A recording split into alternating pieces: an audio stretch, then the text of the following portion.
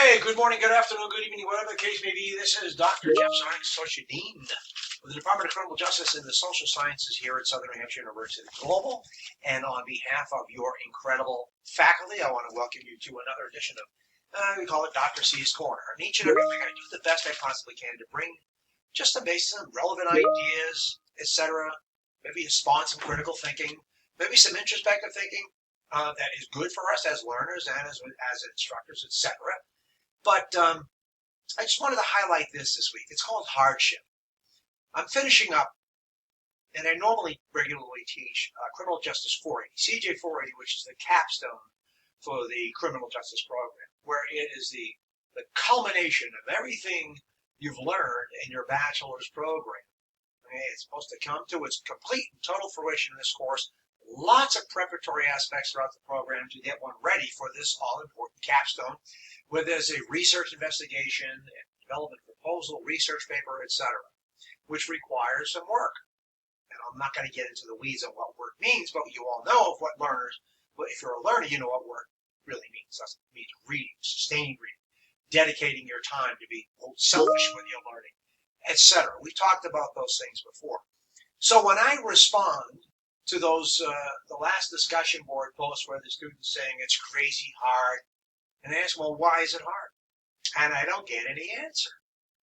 So it really is, today I just want to talk about what hardship is and how great it is. I've read a lot of stuff on hardships and overcoming and everything else like that, and how to really pull out that innate spirit in you that helps you overcome and makes you stronger. And it does. That's the bottom line. Analogous to this would be, if you want to bench 300 pounds, well, you need to bench repetitively and work your way up to that weight.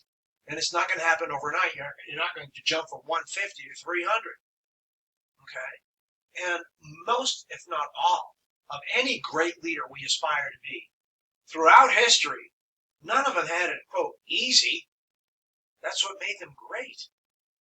Another cheap analogy is, how do you make a diamond? It's pressure on coal, tremendous pressure, but then it becomes the most valuable rock in the world, right?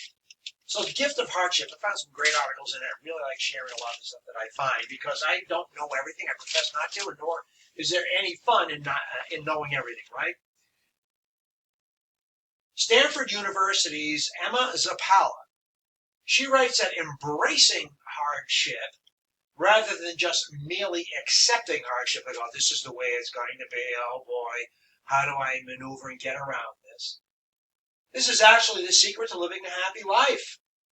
The Chinese say, qi ku shi fu. I hope I said it right, but that means eating bitterness is good fortune. The idea that suffering leads to good things is an inherent part of ancient Chinese culture and other cultures too as well, and it really is at the foundation of wisdom. She goes on to say, we can either choose to let the negative experiences we encounter bring us down, or we can choose to embrace them and thereby rise above them. It's our acceptance of life and our perception of hardship, as well as our response to it, that really matters. So, is it really about the course? Is it about the content? Is it about the obligations one has to undertake, such as reading extensively, doing research in the library, writing with excellent grammar, all those things that have to happen in order to, emulate and mimic all the expectations of our discipline and profession to be the best critical thinkers and problem solvers. We've talked about that forever. What does it take? Is it the course that does it, or is it us? Do we make it hard by our own false perception of difficulty? Are we handicapping and over-challenging ourselves? Are we creating our own personal obstacles to achievement by automatically saying something is hard, and I'll take the easy route out? If you think you're the only one, you're not. And we all face this. And this is something that has to come from you, not the teacher, not the course, not the writing center. It has to come from you, an innate responsibility to oneself to say, it may be hard, but I will overcome this myself. Thomas Edison image of the light bulb, etc. Endured over 10,000 failed attempts before achieving success. 10,000. When asked by a reporter about his failures, he replied, "I have not failed 10,000 times. I have not failed once. I have succeeded in proving that those 10,000 ways will not work. When I have eliminated the ways that will not work, I will find the way that will work." Winston Churchill had his share of hardship. He lost 5 elections during his political career, battled depression, and had a lisp that made giving speeches and even speaking difficult at times. However, he went on to become one of the most successful politicians and orators the world has ever known. The late Congresswoman Shirley Chisholm overcame tremendous racial divide and obstacles. Anything that they could put in the way of her achieving success as the first African American or black congresswoman, period. Read up on her, and you'll be amazed at how she persevered through hardship and became successful. So take this to heart. Think about what you have to do next and how you want to perceive it as being so hard you can't do it, or just a challenge that you will overcome. Frame that. Frame your mind that way. Your teachers, your advisors, etc., all of us, your deans, we can only do so much. At the end of the day, it really is up to us individually as learners, as we all are. Teachers, deans, etc., we're learners too.